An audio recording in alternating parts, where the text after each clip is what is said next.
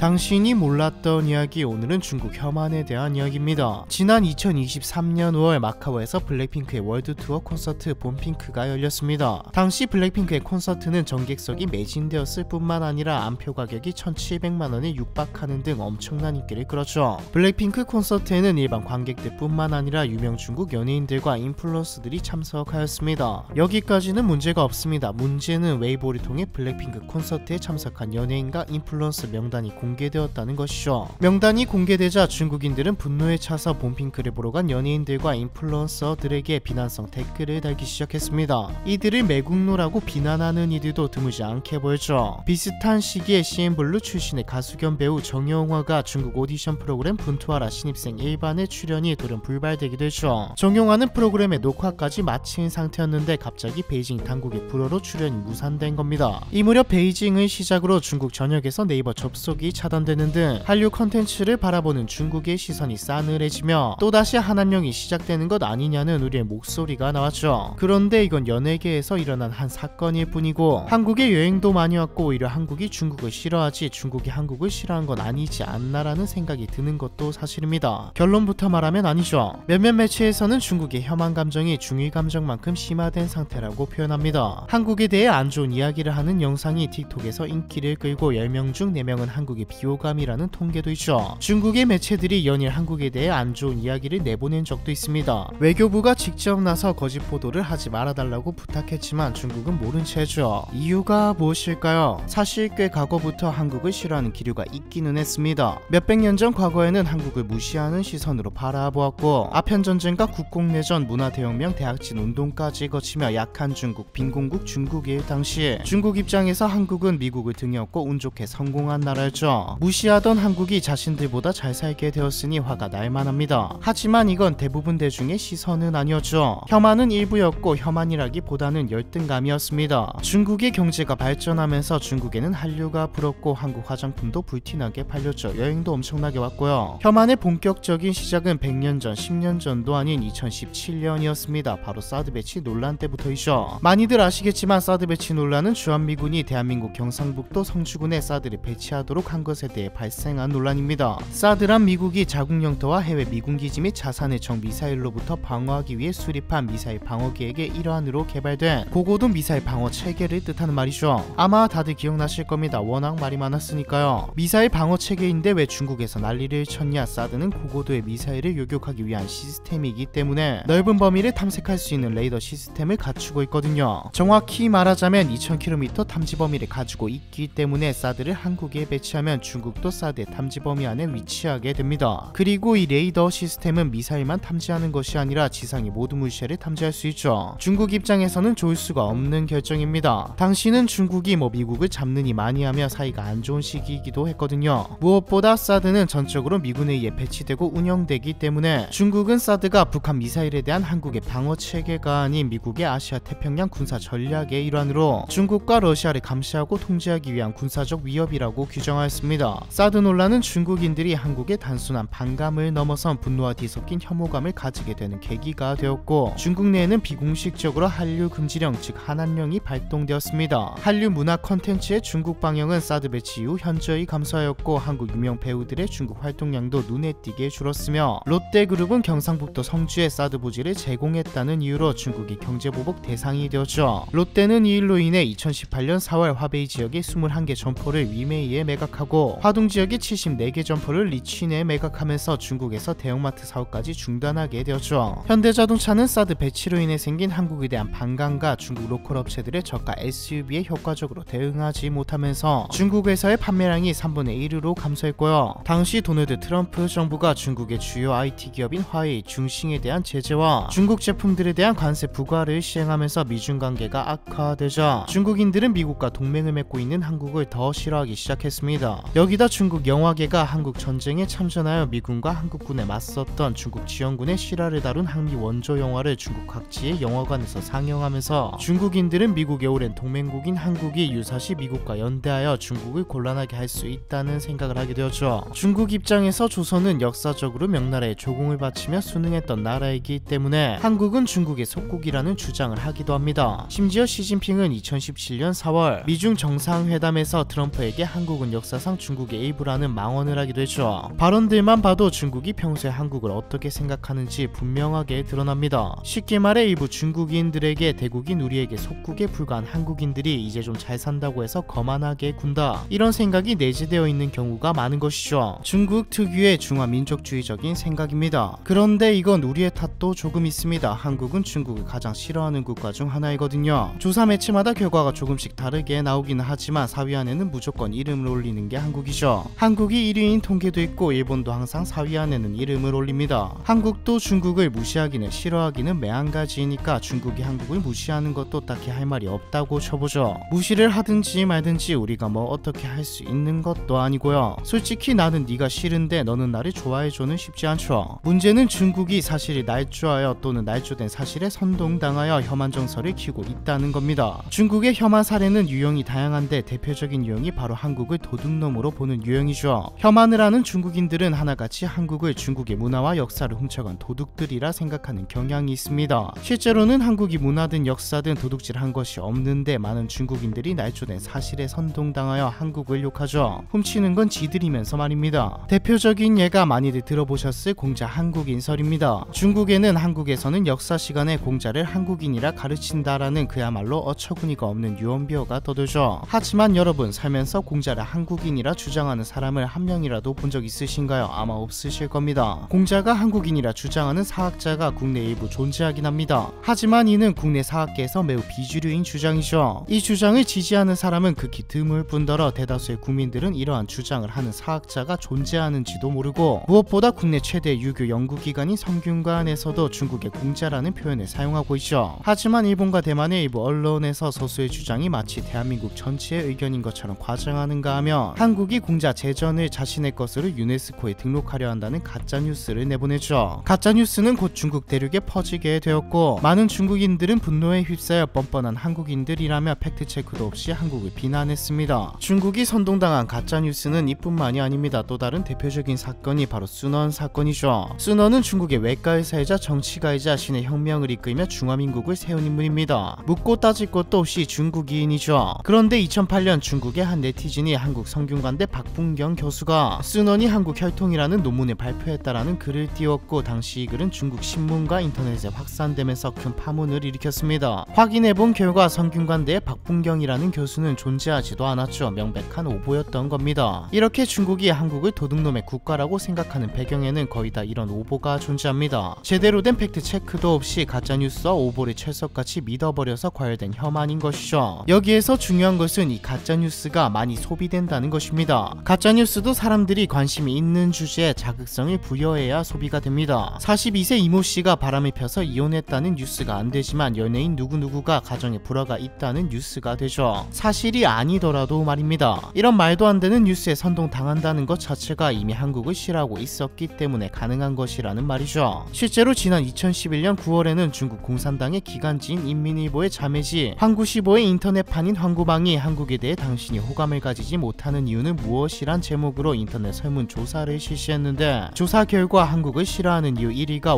51%를 차지한 한국식 역사관이었습니다. 뭐 잘못된 거야 바로 잡으면 되죠. 언론도 돈을 벌어야 하니 잘 먹히는 기사를 내보낼 수도 있고 한국도 크게 다르지 않으니까요. 진짜 문제는 잘못된 것들을 바로 잡아야 할 중국 정부가 나서서 언론을 통해 혐한을 조장한다는 것이죠. 황구시보는 겉으로 보기에는 자유로운 언론 같아도 보이지만 사실상 중국 공산당의 홍보 채널입니다. 당연히 황구시보의 편집장도 공산당에서 내린 인물이죠. 실제로 2005년부터 2021년까지 중화주의와 민족주의 성향이 강한 언론인 후시진이 황구시보의 편집장을 맡았습니다. 황구시보에 올라온 글은 외국에서 볼 때 하나같이 문제가 많은 것들이었죠. 굵직한 사건들만 나열해보자면 사드 배치 중격발 월경성 대기오염, 2019년 홍콩의 민주화 운동 및 시위, 김치와 갓에 대한 한중 간의 기원 논쟁 정도가 있습니다. 제목만 보면 문제는 없죠. 문제는 내용입니다. 모두 객관적인 사실에 근거한 보도의 기본 원칙에서 벗어나 오로지 중국의 입장만을 옹호하는 보도였거든요. 말이 좋아 오보이지 인터넷 소설 수준입니다. 정리하자면 중국은 원래부터 한국을 속국이라 생각하며 무시해왔고, 과거의 영광을 잊지 못한 채 조그만 나라 속국에 불과한 한국이 잘 사는 모습이 언짢은 데다 이런 와중에 일본과 대만발 가짜뉴스에 속아 한국을 파렴치한 도둑국가로 생각하게 되었고, 사드 논란 같은 굵직한 사건이 여러 개 터지면서 혐한 정서가 그야말로 폭발했다고 볼 수 있겠네요. 그래도 우리는 중국을 등 등한시할 수는 없습니다. 한국 경제에 도움이 좀 된다 수준이 아니라 2023년 기준 한국이 수출로 벌어들이는 전체 금액의 19.7%가 중국이 차지하고 있거든요. 가장 높을 때는 2018년 26%까지도 차지했고요. 중국인이 한국에 와서 쓰는 돈까지 생각하면 무시할 수가 없죠. 하지만 이것도 곧 큰 변화가 올 것 같습니다. 얼마 전에 다루었던 중국 경제 몰락편 기억나시나요? 현재 중국 경제는 좀 심각하게 어렵습니다. 한국으로 오는 중국인들의 소비도 변했죠. 여기서부터 여기까지 주세요 뭐 이런 이야기는 이제 옛말이 되었고, 현재 통계를 보면 중국인 대상 면세점 매출은 2019년 대비 43%가 감소했습니다. 대신 편의점이 400% 증가했죠. 중국이 차지하는 한국의 수출 비중도 점점 낮아져 현재는 미국이랑 1% 차이도 나지 않고요. 개인적인 생각으로는 서로 그만 싸웠으면 좋겠네요. 이해관계가 워낙 많아서 힘들기는 하겠지만 정치에 크게 관심이 없는 일반 대중에게 혐한은 거짓 선동이 주 원인이니까요. 즉 오해라는 말이죠. 참고로 20대 초중반 특히 여성들은 한국에 대한 반감이 없는 편입니다. 한류의 영향이 크거든요. 그리고 중국의 혐한에 바람이 불었고 현재도 불기는 하나 우리보다 더 싫어하는 국가도 3개나 있습니다. 3개나는 아니고 3개가 있죠. 중국이 싫어하는 국가는 한국을 포함해 미국, 일본, 인도 이렇게 4개의 나라입니다. 한국은 여기서 4위이고요. 미국은 뭐 이해가 되고 일본은 역사 때문에, 한국은 오늘 이야기했고, 그런데 뜬금없이 인도는 뭘까요? 위생이 안 좋아서 싫어하는 걸까요? 중국도 위생 가지고 뭐라고 할 만한 국가는 아닌데 말이죠. 중국, 인도 이야기는 조만간에 자세하게 다루어 보도록 하겠습니다. 중국 혐한에 대한 이야기 이번 편은 여기까지입니다.